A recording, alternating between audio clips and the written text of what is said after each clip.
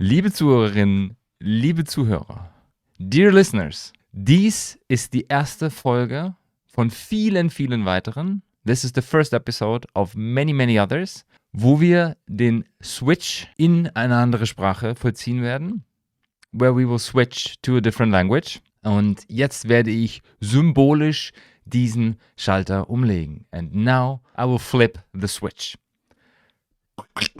Bonjour messieurs dames, voilà épisode numéro 150 du Pinot Pixel... Oh, pardon. Welcome to Pinot and Pixel Wait. This is the intro after the music. Okay, let's go directly into the intro with the music and then we start over again. Enjoy.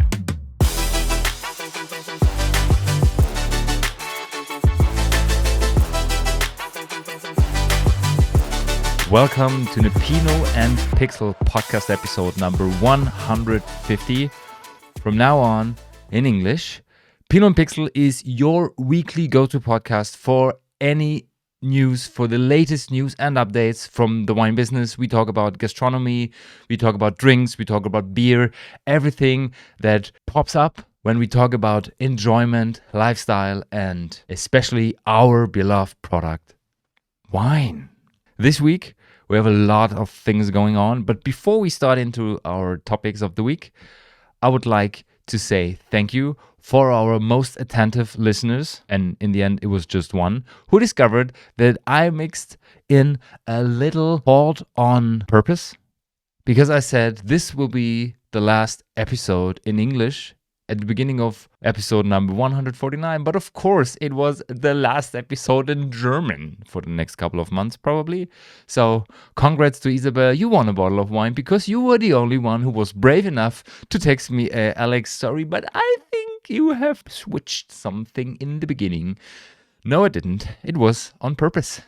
Thank you very much. Before we start into the weekly updates, a short and brief introduction on the current situation of the world drinks and wine market. The wine production has been almost stable over the last couple of years, and within the last years we see a decline in wine consumption. From 2017 on, where we had 247 million hectoliters per year, we see a decline to in 2022 of 232 million hectoliters. So there is a decline. It's still a lot of wine that we consume, but some countries, some regions have to be slightly concerned on how to sell their wines. Maybe it might be a good idea to think about the production and if we could change the production or if we have to just rip off some wines. There is many statistics we look at in this podcast, and one has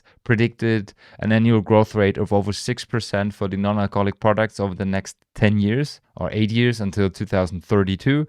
There is also a report saying that the same accounts for low alcohol beverages that will see an annual growth rate over the next 4 years to 2028 of 4.5%, and in general, the drinks market, the alcoholic and non-alcoholic beverages, are expected to grow 7.1% CAGR over the next 7 years. So, what will this mean? We have seen a decrease in wine.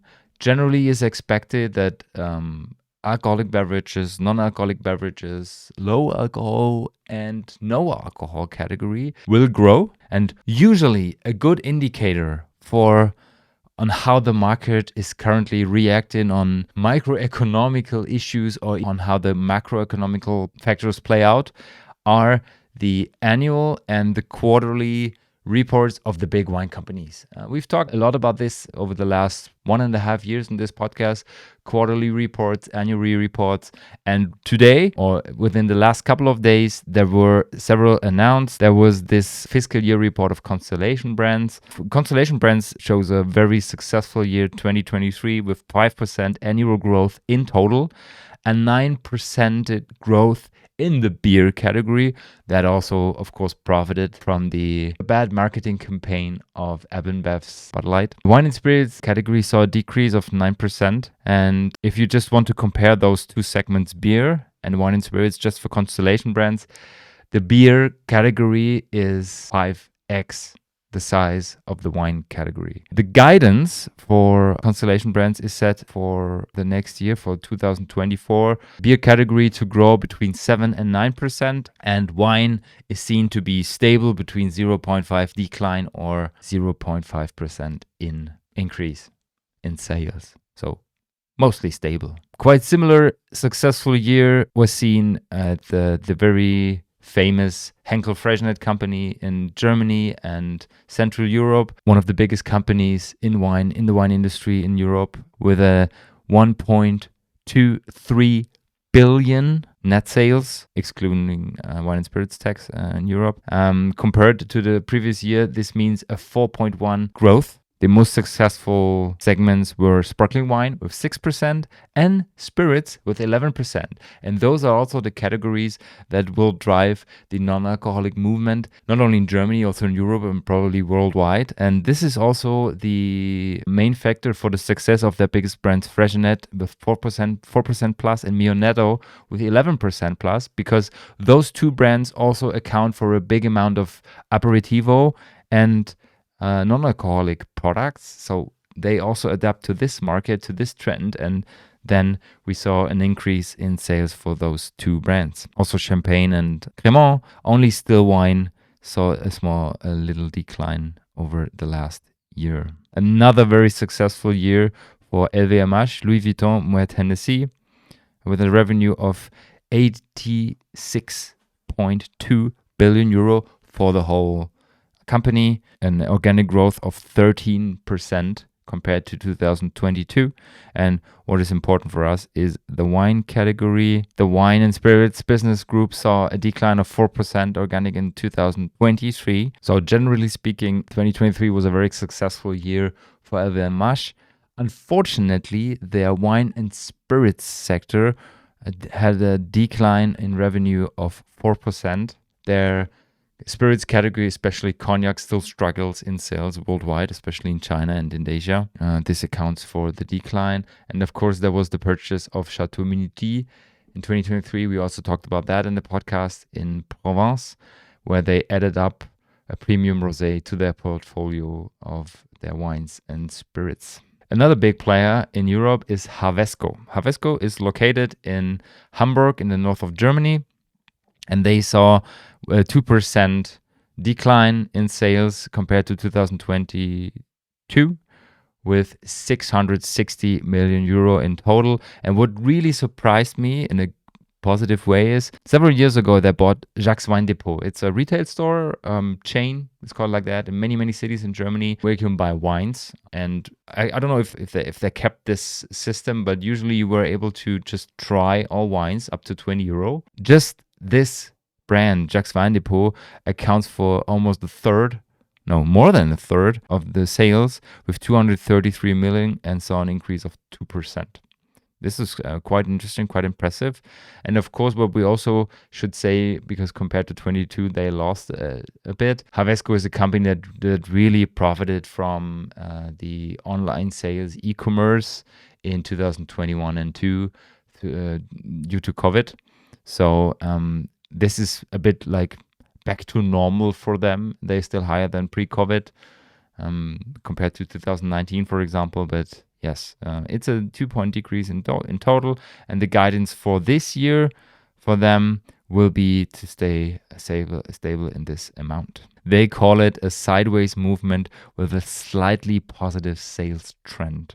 So let's see what will happen for Hawesko in 2023. So this is the current situation of the brands that have already reported to 2023, or probably the first quarter as well, because it's already April. For most of the companies, accounts one thing when you have a look at what is the main driver for buying wine for people in wine stores or online. If you just think about what influences the moment of purchase for yourself the most, what is it where you look at? Is it the brand? Is it the variety? Is it the region? Is it, the bottle shape? Is it the color of the label? Or is it the price? Studies from the US show that the most important factor in wine choice in the US is the price. the price of the bottle. And what's really interesting, and this is a bit different to, for example, compared to Central Europe, the categories in the US, $10 or less account for 13% of the people that have been part of this study. And almost half of the people interviewed buy wines between 11 and 20 bucks. 11 and 20 euros. So this is the category which is usually seen also as the entry level category for quality wines in the US market. Almost half of the people interviewed, now 49%, declared that the price of the wine is very important in the situation of purchase. And I mean, it's the US. Sometimes the US is different to the rest of the world. So I tried to find some studies from other countries, and I discovered one from Germany. It's from 2022, and Falstaff had an article on the website. I will put it in the show notes. And in Germany, in this article, it said that 52% of the people in Germany really care about the price, and they care about the price the most while purchasing wine. And this accounts for many, many other countries. So if you are interested in what the main factor might be for you in your country, or I don't know, if you're a producer or a retailer and you want to know what is the main factor for your clients, for your customers, just Google the factor for wine purchase and then your country. And I found studies for Romania, for Serbia, for the UK, for France. So just keep looking for this stuff. You can find several studies over the last 5 years. For many, many countries, for Chile, for Australia, for New Zealand. So if you're interested in this kind of stuff, just use the Google search. I put some links in the show notes as well. What is also very important for people, especially in the US, is the grape variety. And the favorite grape variety is Cabernet.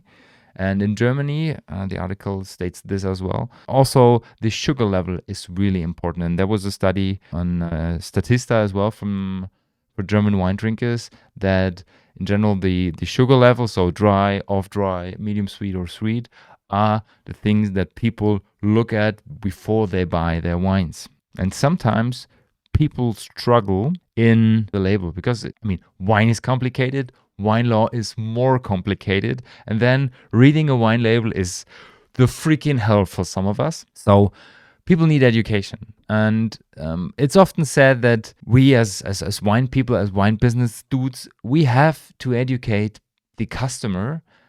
In my opinion, we should use a bit less complexity to explain wine, to get the access to wine. And also, on the other side, we need more smart people, educated people in the wine industry as well, who are able to work in the industry, because we also have a problem with people, with staff, with HR, human resources. And in addition, there is especially countries that, due to their, let's say, development over the last couple of years, struggle in getting people in their business, and one of those countries is the UK. Brexit didn't bring that much good stuff, and when you talk to people over there, especially the younger ones, they still don't get it, but they have to deal with it for the next couple of years. One thing that really excited me this week was that the UK government launched a £1.5 million scheme to boost winemakers' training. Really interesting stuff. £1.5 million is about 1.7 million euro and $1.8 million. So a lot of money to spend on education. A really good thing. It introduces new classes to Plumpton College. Plumpton College is, I would say, the center of attention in the English wine industry regarding education. And the main goal of this program is to develop skills and job opportunities in the domestic wine sector, because the UK struggles a lot with Brexit and everything that came with it, because it's quite tough to get people from foreign countries into the UK to help in the vineyard, in the wine cellar. They have to work with locals who usually are a bit more expensive, or who are just not trained on winemaking or viticulture. And of course, this raises the prices for English wine. And at least the education of local people could improve, and that education is really important, especially for the wine industry, was brought out by a study of UK-based drinkers, and they were asked several questions, and one of the questions was, do you really know the birthplace of the wine? And Georgia, the birthplace of wine, as said, Georgia, Armenia, Caucasus area, Middle East, belonging to Asia, is sometimes known, sometimes unknown for people. Only few people know where it exactly belongs, and it's quite difficult because it's in an area in between Asia, Europe, Middle East, Africa, and to me, okay. If people struggle where to put it, is it a part of Europe? Is it a part of Africa, of Asia? Okay, I would state this is fine. Also, only few people knew the name of the capital of Georgia. It's Tiflis. In this article, it's called what is the original name? Tbilisi. And 2/3 didn't know the capital. I think this is fair. This is okay because Georgia is not on everyone's map, I guess. And if you're not a super huge nerd in geography at school, this might just slip through totally fine. Interesting thing is, people were asked where to put Georgia. Some people said 15% said it's in South America, and 1% even believed it's in the Bermuda Triangle. How come? This is quite funny. Nevertheless, only 2% of the people in total around this study, and it was about 2,000 drinkers, knew that Georgia is the birthplace of wine. It has been the birthplace of wine almost 10,000 years ago. This shows that we need education on wine. We need education on history, especially because it's so much fun. It's storytelling. It could be integrated in your whole storytelling, in tastings, in vineyard tours, everywhere. Because I mean, it's Georgia, and everything started from there. It was the Etruscans, the Egypts, the Romanians that just spread the word and the vines all over Europe. But it started in Georgia, and in addition, today, people claim that stuff like orange wine, or as they call it, natural wine, is a trend. In fact, this has been the winemaking 10,000 years ago. They took white grapes, they put it in an amphora on skins. Sometimes they pressed it, sometimes they didn't, and it was just macerated over months, over years, and it was very, very strong, intense wine with deep, dark orange color. There you go, trend, 10,000 years ago.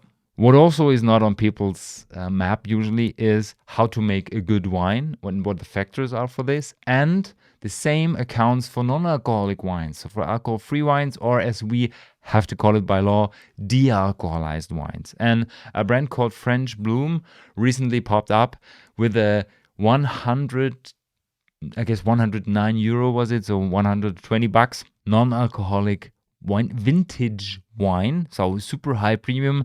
I guess it's the most important product in the alcohol-free industry at the moment. And there was an interview where the owner, who doesn't know French Bloom is backed by Tétanger.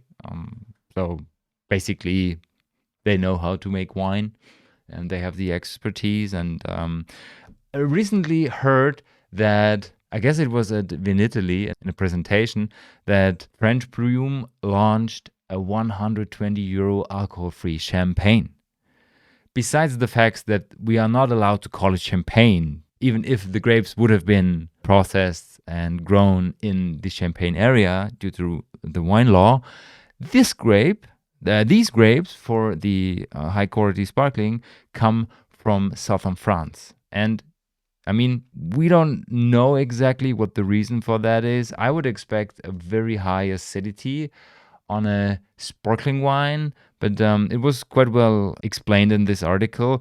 The title of the article is "Why a Fine De-Alcoholized Wine Starts with an Undrinkable Base." And usually you say the higher the quality of the base product is, the higher the quality is in the end in the bottle. This also accounts for the higher the quality of the fruit is that will arrive in the cellar during the harvest, the higher in quality the final product will be. When it comes to non-alcoholic wines, I have already heard several sayings. For example, you have to produce a wine that is 130% in everything, so just over the top in every category, to get a 100% wine after the dealcoholization, after the usually vacuum distillation process. And French Bloom said a thing quite similar. Let me quote this. I think the biggest mistake we usually see in alcohol-free wines is taking a wine made to be a wine and de-alcoholizing it, thinking it will be a good wine. It is usually disappointing. For example, if you took Petrus or the best Chassagne Montrachet and de-alcoholize it, it will be a bad de-alcoholized wine. So what they did is they tried to figure out how can we make the base product to get a really good de-alcoholized wine. And as a result, it turned out that the Chardonnay from Languedoc, from southern France, would be the best because he has plenty of flavor.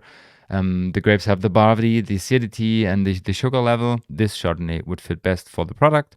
The de-alcoholization took place at 32 degrees. And usually this process comes along with 60% in loss of aroma profile and 20% of the volume of the base product. So in the end, you have to exaggerate, as he said it, the aromatic profile before the process begins. So back to this 130 over the top wine. Their wine is not only, as they say it, super fruity, high acid over the top. It's partly aged in French new oak barrels for 6 months to get this aroma profile of an oaked wine. So as he said it, as he put it, as much wood as possible. And the more I read about this wine, the more I would like to taste it, just to know how it really tastes. In the end, the fizz is added because you have to carbonize it. You cannot get the bubbles from fermentation as you usually might expect it from champagne and stuff like that. So in the end, you have an over-top produced wine that is de-alcoholized, where CO2 is added from one vintage from southern France, made of Chardonnay, that costs €110 on the shelf, 120 bucks, 109 pounds, I guess is the price in the UK. And the US is already sold out. There's just, I guess, 17,000 bottles in total available. UK is just started to sell it for £100, over £100. And I don't know if this is already available in Germany. I haven't seen it. But we're in contact with French Bloom for the other podcast. If you are a big fan of non-alcoholic products, of the alcohol-free movement, we've excluded all the issues, all the products, almost everything that belongs to this topic into an extra podcast. It's called Double O, the Zero Proof podcast, available on your favorite podcast player every Monday. One episode on the non-alcoholic movement and the products that come along. And we also are in contact with brand owners such as the ones from French Bloom to give you insights into the industry, to talk about the products, the production, and of course also the quality and the price. So everything we do with wine in this podcast and beer and spirits, we do with non-alcoholic products in Double O. So go listen to it if you want to. I put the link in the show notes.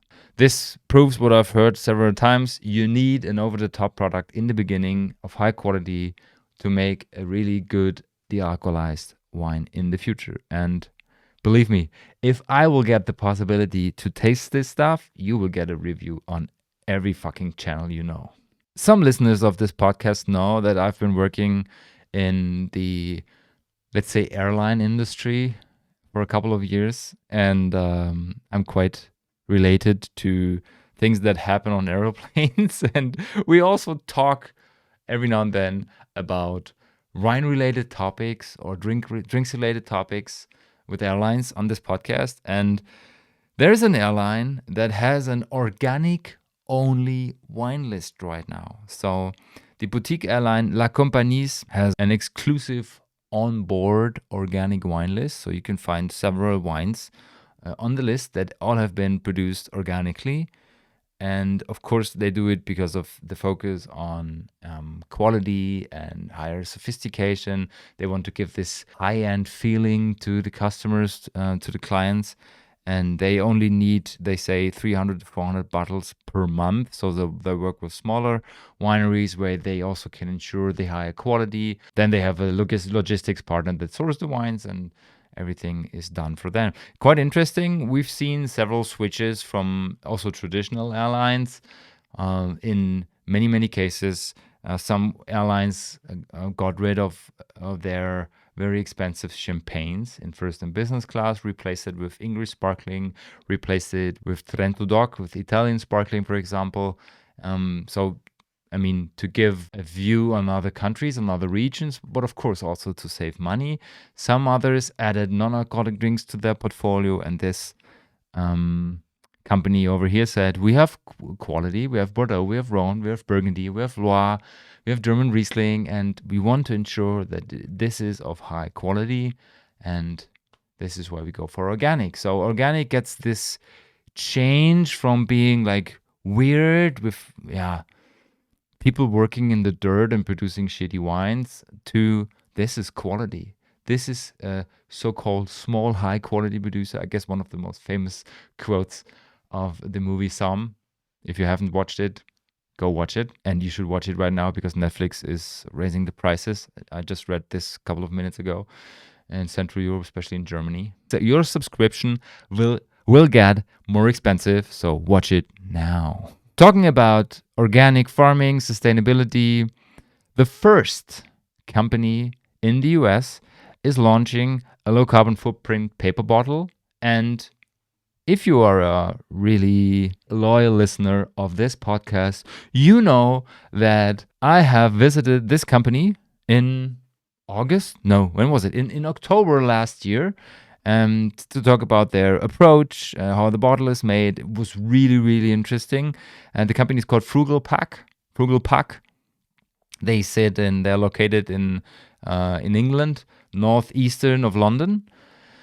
And really interesting packaging. It's a paper bottle. You can print everything on it. For example, this company, Bonnie Doon, calls their wine Carbonet. So apparently it's a Chardonnay and a carbon free or in a low carbon footprint bottle. The carbon is crossed out, so you can read Carbonet, carbon crossed out. And I like the design of the bottles, especially not only for wine, but also for olive oil, for example. It would be a good idea. You can print everything on it. And it's a very light bottle that saves not only during production, it also saves during shipping.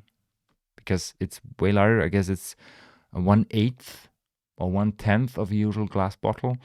Can't remember the numbers, but I made an episode on this. Unfortunately in German. But I guess I will be there again this year because this is really interesting, and they sell the machines and the bottles to different countries, and one is located in the US. And right now, Bonnie Doon Vineyard is the first company that will release their bottle in several supermarkets that will be on the shelf. In Whole Foods. Nationally, wow. So nationally, with a retail price of $17. So remember, the average price for 45% of the Americans is between $11 and $20. So this suits perfectly and sits in the middle. I don't know the product. I can't tell anything about the quality. I guess not only with those paper bottles, because some people would say this cannot be quality. My personal opinion is that we have to get rid of this romantic view on wine as a product in specific packaging. I mean, if you want high quality and you pay, $50 or plus for a bottle, totally fine. This can be a glass bottle. But when you buy the stuff between €2 and €20 from shelves in supermarkets and in stores, we don't have to use glasses. We don't have to use bottles. And when it comes to restaurants, for example, especially in Scandinavia, it's quite big, or in the UK, there is kegs. So you have your favorite wine, and this could be also a wine that usually accounts for, 15 to $20 on the shelf. That is in a keg. So it's a huge stainless steel cask, and it's just poured from there because it's easier, it's cheaper, it's lower in carbon footprint, and it's better to cool. You have less waste, so why don't just do it like this? I mean, when it comes to beer, people love freshly brewed beer. So in wine, everything is different. And I don't know, I'm just looking on some cans over here. Cans is also a good thing. So paper bottles, cans for wine, and especially in the I just like it category between 5 and let's say $10 to $20. To me, this is totally fine. And I mean, it's this, you can call it the oyster problem. Many people say wine in cans, this cannot taste. This must be crappy. But they've never done it. They've never tried it. So go try it. But probably not the 150 in the gas station or something. Bonnie Doon, paper bottle, try it. A big company that made a release this week, a press release, is Baron Philippe de Rothschild, one of the biggest players, I guess, in Bordeaux. Many companies behind. The Rothschild family did a lot for Bordeaux, for the history. It's a big part of history in Bordeaux. Different people belonging to the family, Philippe Rothschild, Edmond Rothschild, and so on. And they have a quite famous brand that has been introduced in the 1930s. It's called Mouton Cadet. That was their entry-level Bordeaux red. And what they did is, as they say, they followed they are inspired by the next generation, by the 3 family members. And they have a white, a rosé, and a red that is dedicated to the 3 Rothschild. Right now I started saying Rothschild. I will always say Rothschild, okay? It's a German name, Rothschild. It's quite fresh, it's fruity, it's full fruit, it's more like this easy drinking wine, easy accessible, a huge move, big move, makes totally sense. And it probably also gives a fresher, a younger touch to Bordeaux wines, because especially Bordeaux is said to be sometimes a bit more snobby, high sophisticated. En primeur struggles because prices raise every single year. And in addition, they have a problem in selling their wines. The cellars are full. I will do an extra episode on that. I did the last German episode, 149, was a short state of the en primeur section, and we will continue to talk about that in the future, because right now en primeur tastings are running, and in the next couple of weeks we will see what will happen with the en primeurs, the subscription prices of Bordeaux. And also, not only, I mean, en primeur is a small percentage. It's, 1%, 2% in total of all the wines. And this is a thing that can also contribute to a better branding, to an easier access for younger people for Bordeaux as a region and as a wine style. Also easy access to wine was an idea of Caliva. It's a French company that offered British people free ferry trips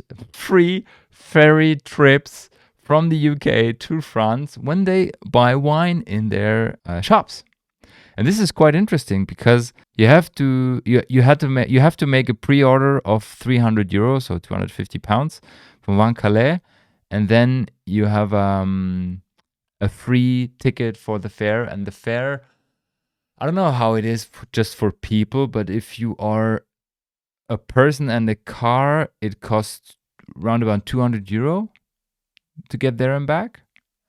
So, I mean, the margin is almost eaten by the ferry ticket. Maybe they got it a bit cheaper, or maybe it is cheaper right now. I don't know. But the marketing move is so interesting, is so smart. Dear Brits, we know it got difficult after the Brexit came. So if you want to, just come over. We pay your ticket. We have sandwiches. We have wine. Just spend some hours and some money in our store, and we will take care of your transport and your wines. Why is this a good marketing move? I mean, Brexit also brought the problem that many customers who formerly came, so pre-Brexit, came from the UK to Calais, to France, to buy wine, stopped doing that, because on the one hand it was more expensive. They had to cross a border that is not belonging to the EU anymore, or at least, you have to undergo more difficult checkups.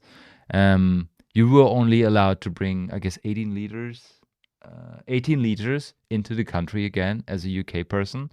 So before that, you just could bring. I guess the inner EU level is 90 bottles or 90 liters. Can't remember. I guess it's 90 liters, 120 bottles. So yeah, there was a limit. And of course, they saw a decrease in wine sales as well. So they said, come over, spend your money in our place, and we pay for your trip. Interesting thing, interesting move. I guess in a couple of weeks we will see if it has worked. We will see articles, press releases. If not, then this was your last contact, this marketing move. Another thing that scared me this week or surprised me, there was a restaurant in Italy, in Verona. Verona was the place where Vinitaly took place the last 5 days, so from Sunday to Wednesday. I've been there. I will do a Vinitaly recap in the next episode, 151. This article came out after I have been back in Germany from Vinitaly, so unfortunately I wasn't able to check this in place. But the restaurant offered free wine if the couple or the group of people that sit on a table would just get rid of their phones. So they hand in their phones, they are given wine, and they can just drink it without using their phones, without taking pictures, without answering to messages, talking to other people that are not part of the table. Quite weird. And I thought, who would do that? But I guess the hung to alcohol, I would say, is stronger than to their mobile phones. And guess what? 90% of the people entering the restaurant did it. They handed in their mobile phones and they were given wine and they drank it. So, of course, they had a more relaxed evening. They talked to each other.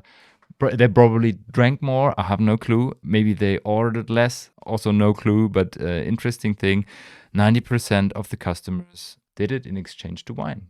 Quite surprisingly.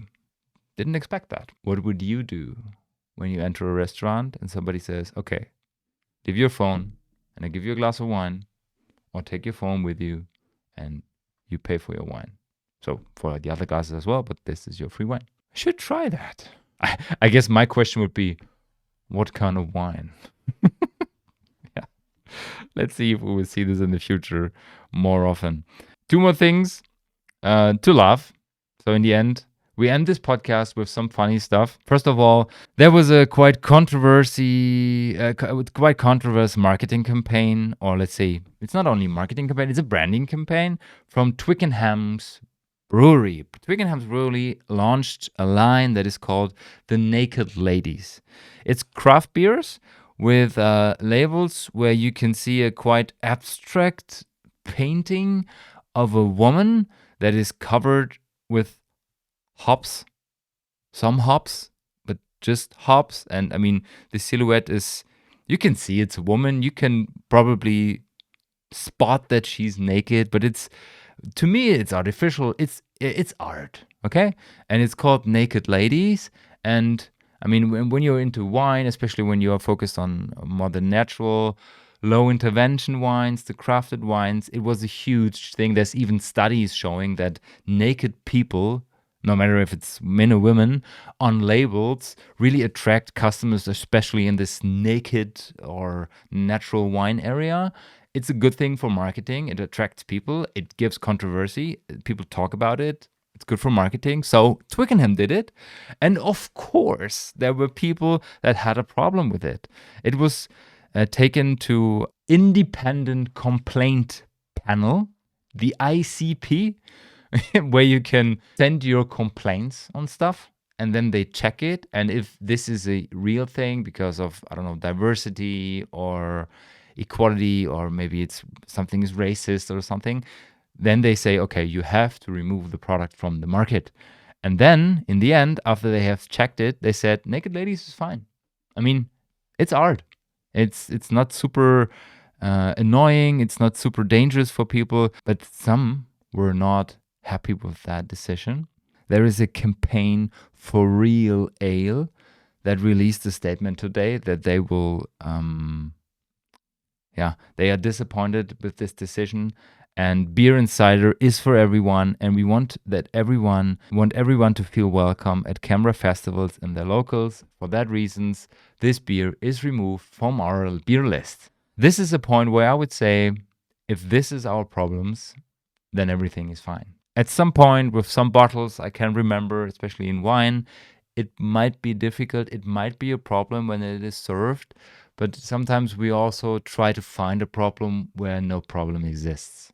And in the end, Code of Practice says that they want to protect against alcohol marketing campaign that cause serious or widespread offense, and stipulates that products and marketing shouldn't include elements which are demeaning, derogatory, or overly sexualized. So no Twickenham beer at the Canberra festivals. Apropos festival, in October, the biggest beer festival on the planet takes place in Bavaria, in Germany.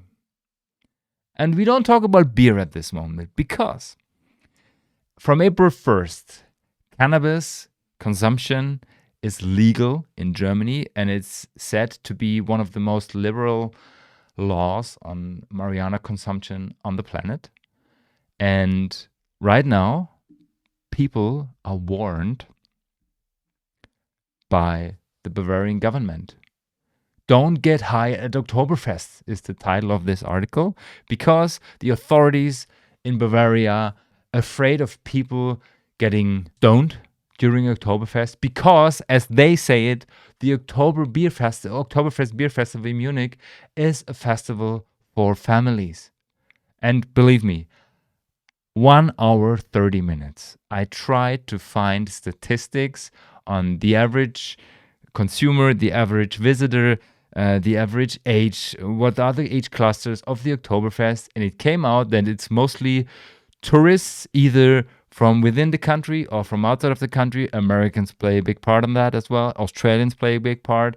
And of course, there is 2 days that are named family Sundays and stuff, where family come and where they just visit several stands and attractions with their children. But in the end, most of the time, tradition is gone and people just meet to drink a lot of beer, expensive beer, and many people are drunk. And right now they're just afraid that the people are not only drunk but also stoned. But to say we don't want marijuana over there and it's a family festival, to me, doesn't work. I get the problem, and of course, we still haven't figured out in Germany how to really set up the rules for the consumption of cannabis in public.